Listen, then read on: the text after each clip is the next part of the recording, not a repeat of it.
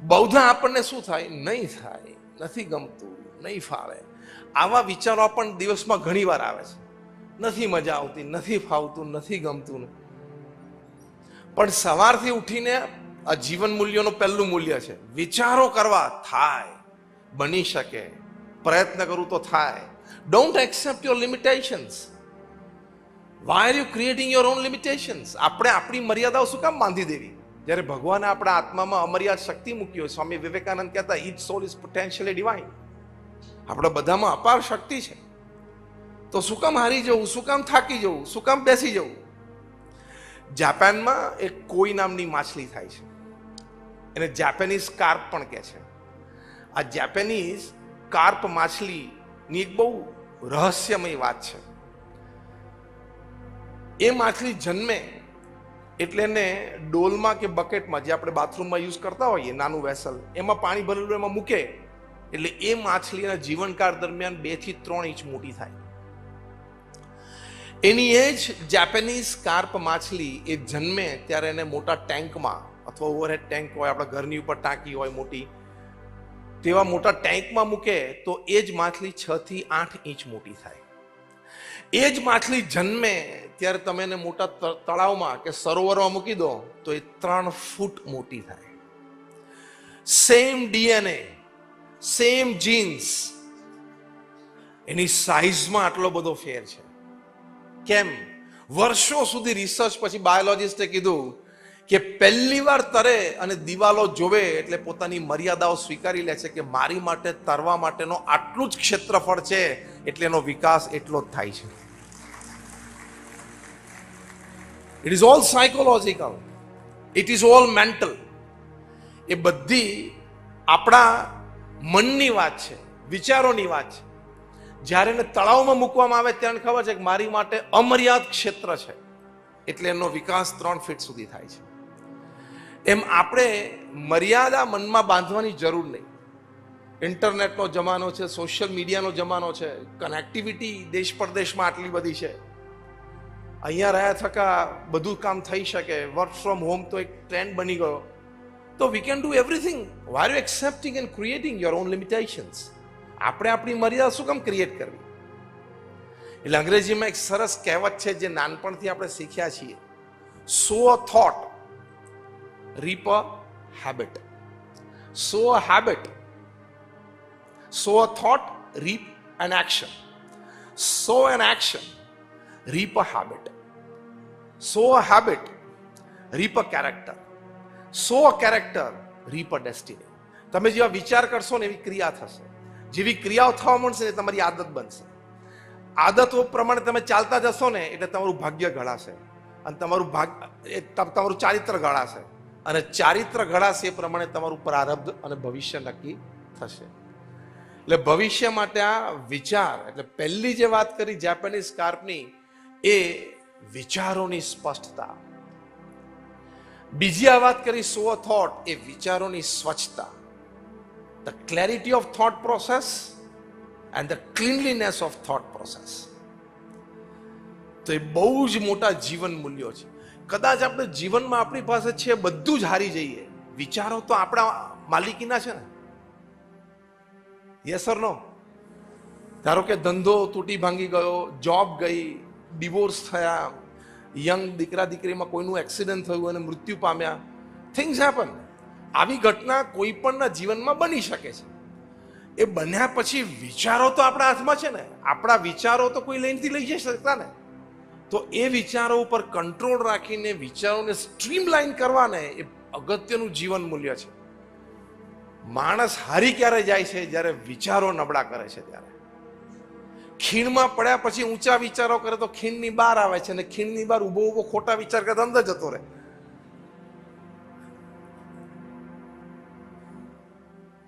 એટલે વિચારોની સમૃદ્ધતાની વાત છે.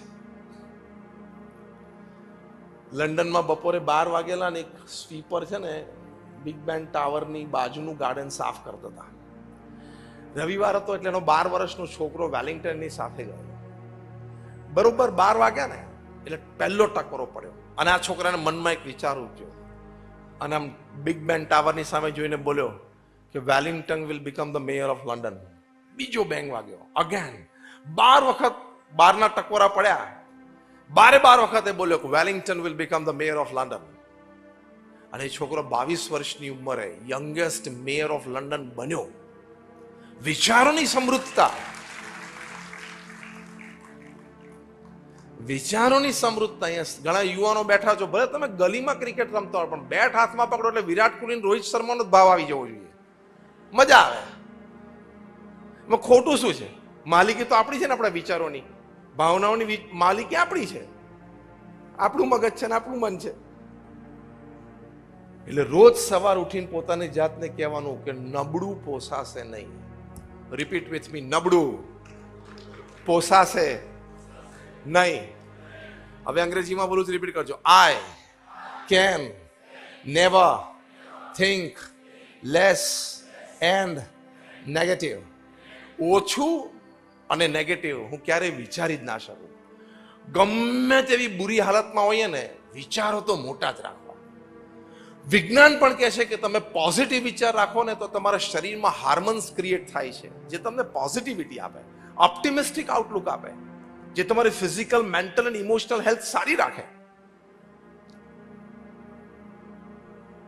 એટલે પ્રમુખ સ્વામી મહારાજ હંમેશા જીવનમાં એક વિચાર ઉપર જીવ્યા.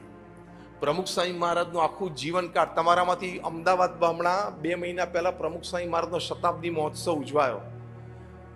30 દિવસના ઉત્સવ, 1,21,00,000 લોકો આવ્યા, રોજના 4 લાખ લોકો આવ્યા. પ્રદર્શનો જોયા, લાઈવ પ્રેઝન્ટેશન, સ્કૂલ 15 હતા, બધું જોયું.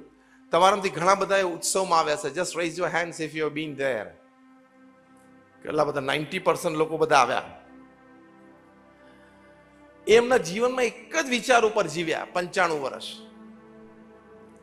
એ પોતે હંમેશા એ બોલતા, હું એમને શબ્દશઃ ની અક્ષરશઃ કોટ કરું. એ પોતે કહેતા કે બીજાના સુખમાં આપણું સુખ, બીજાના ઉત્કર્ષમાં આપણો ઉત્કર્ષ, બીજાની પ્રગતિમાં આપણી પ્રગતિ. ભલે આપણે કદાચ કોકને મદદરૂપ થઈ શકે તો સારું છે, પણ ના થઈ શકે તો શુભ તો ચિંતન કરવું. પાડોશીનો પગાર વધે એટલે પહેલો વિચાર કયો કરો? Let's go practical. Let's talk practical. અવાજ સંભળાય કે જો નવી ઊંડાઈ લાવ્યો એમ. કોકની ઈર્ષાથી કોક પાછું પડતું હોત તો દુનિયામાં કોઈ આગળ જ ના વધી શકે. એટલે તમે ખોટો ભાવ રાખો છો ને એ તમને જ નુકસાન છે. સાયન્સ પણ કહે છે કે ફિઝિકલ, મેન્ટલ, ઇમોશનલ હેલ્થ તમારી જ બગડે છે. તો આપણે શું કામ સમૃદ્ધ, સ્વચ્છ અને સ્પષ્ટ વિચારો ના રાખવા? જ્યાં પ્રમુખ સ્વામી મહારાજે રાખ્યું કે બધાનું ભલું થાવ, પછી જેટલું ફિઝિકલી કરી શકીએ, બીજા રિસોર્સિસ દ્વારા કરી શકીએ, ધેટ્સ અ ડિફરન્ટ ચેપ્ટર. પણ ભાવના તો સારી રાખવી જોઈએ ને. તો એ જીવન મૂલ્ય ખૂબ અગત્યનું છે. It's a very important aspect. એ વિચારોની સાત્વિકતા, જે ચોથો મુદ્દો આપણે જોઈએ. આપણે શું જોઈએ? વિચારોની સ્પષ્ટતા. બીજું વિચારોની સ્વચ્છતા. ત્રીજું વિચારોની સમૃદ્ધતા. અને હવે વિચારોની સાત્વિકતા. સાત્વિકતા શું છે વિચારોમાં? કે શ્રદ્ધા હોય વિચારોમાં. માણસાઈમાં શ્રદ્ધા, કુદરતમાં શ્રદ્ધા. બધી વાતો અમે પ્રમુખ સ્વામી શતાબ્દી મહોત્સવ બહુ સારું પ્રેઝન્ટેશન કરેલું ગ્લો ગાર્ડન્સમાં. The element of faith. માણસને માણસમાં શ્રદ્ધા હોવી જોઈએ. આપણને કુદરતમાં પણ શ્રદ્ધા હોવી જોઈએ. આપણી આસપાસ ઘટનાઓ જે બને છે એમાં કંઈક સારપ રહેલી છે એવી એક શ્રદ્ધા હોવી જોઈએ. ધર્મમાં શ્રદ્ધા હોવી જોઈએ. આપણા સત્શાસ્ત્રો, મંદિર અને સંતોમાં શ્રદ્ધા હોવી જોઈએ. ભગવાનમાં શ્રદ્ધા હોવી જોઈએ.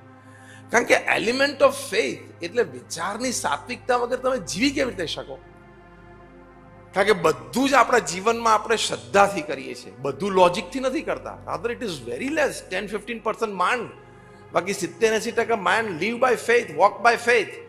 તમે પેલી 7 પરિક્રમા ફર્યા, પરિક્રમા નહીં એટલે શું, લગ્ન વખતે, હા ફેરા, પેલા 7 ફેરા ફર્યા, ત્યારે બંનેને એકબીજા માટે ડાઉટ આવતો હોય. 3 ફેરા પડ્યા પછી કરું ચાલશે કે નહીં ચાલે, ચાલશે કે નહીં ચાલે,